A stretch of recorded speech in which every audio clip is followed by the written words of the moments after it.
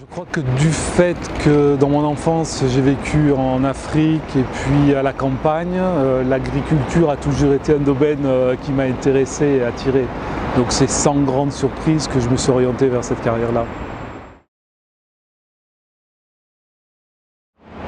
Ce que je conseillerais, c'est de garder en tête que la carrière professionnelle que vous allez avoir ne va pas forcément être celle que vous aviez imaginée au départ.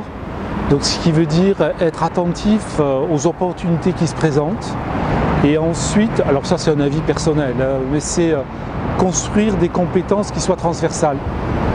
Parce que bon, il y en aura d'autres qui vous diront construisez dans la même direction, devenez le spécialiste, le pape de l'avoine, comme on aurait pu dire à mon époque. Moi l'expérience que j'en ai, c'est d'être avec des compétences qu'on peut transférer d'un secteur à l'autre, ça vous ouvre un champ d'application extrêmement large. Alors je suppose que c'est ce que l'on en attend, mais moi j'avoue qu'au Conseil de l'école internationale, on a 17 membres, dont un est l'Union européenne, et ça m'oblige à avoir beaucoup de contacts avec les membres, d'être souvent en dehors de Madrid.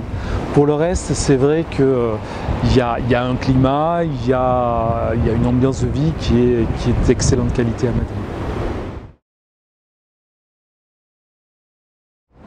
Peut-être que ce qui me tiendra à cœur de mentionner, c'est par rapport aux carrières qui se présentent. Alors je sais bien qu'à AgroParisTech, il y a tout un tas de carrières, d'options qui se présentent, mais ce serait d'insister sur celle de la fonction publique, puisque c'est celle que j'ai exercée aujourd'hui au niveau international, mais je crois que ça reste pour moi une dimension importante en termes d'outils structurants de la vie économique et sociale. Je crois qu'avoir une fonction publique solide, compétente, intègre, à l'attention de l'équilibre économique et social, c'est ce qui fait la force d'un pays. C'est ce qui fait la force d'un pays, c'est ce qui lui permet d'aller dans les négociations internationales en ayant des arguments solides, des arguments qui reflètent du vécu et qui permettent de s'en sortir collectivement, positivement.